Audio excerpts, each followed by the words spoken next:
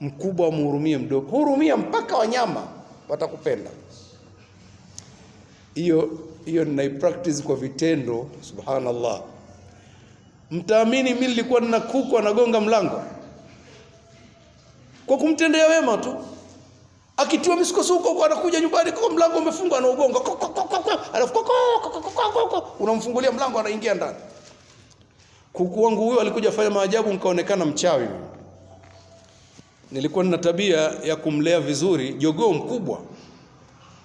Namlea vizuri, nampembejea, kuna wakati namshika nampapasa hivi, anajisikia raha, namtupia chakula anakula. Basi akawa ananipenda sana. Na nikienda humsalimia, "Salamu alaykum." Basi akawa anaitikia, "Koko." Unaona? Kumbe siku moja itakuja saidia ile itokee maajabu. Siku moja jogoo wangu hajarudi nyumbani. Namwambia wife, jogoo leo hakurudi. Kumetokea nini? Hakurudi. Usiku umepita. Alfajiri nimeshaamka, nataka kujiandaa swala, namsikia anawika nyumba ya jirani sio mbali. Huyo umemsikia? Ndio. Kaambia mimi natoka kwanza na muwai. Maana kipindi cha kuwika sikitakwisha kile. Akapiga sauti ya kwanza, akapiga na wai ile nyumba ile. Kufika kuna jamaa wanajiandaa kwenda mnadani. Sijui naye kama alikuwa anachukuliwa, sijui hata sielewi. Watu wamejiandaa bwana. Pick up yao iko nje wanafunga mizigo na nini. Nikagonga mlango pale. Koko. Nini? Karibu.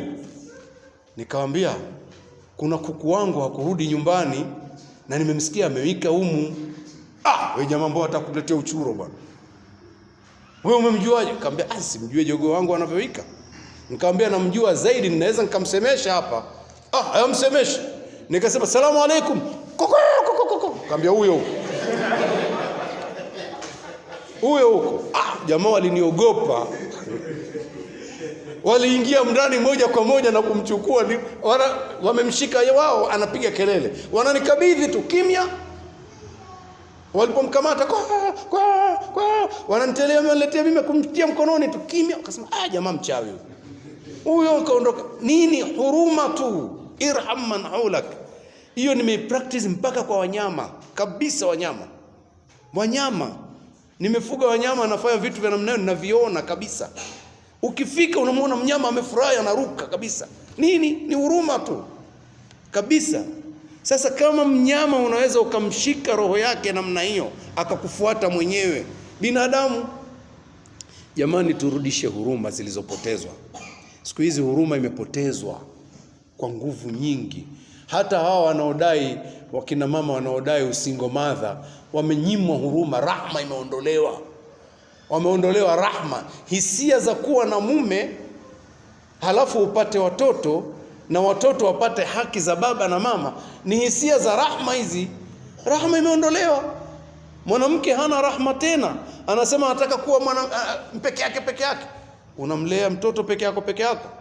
Mambo gani haya?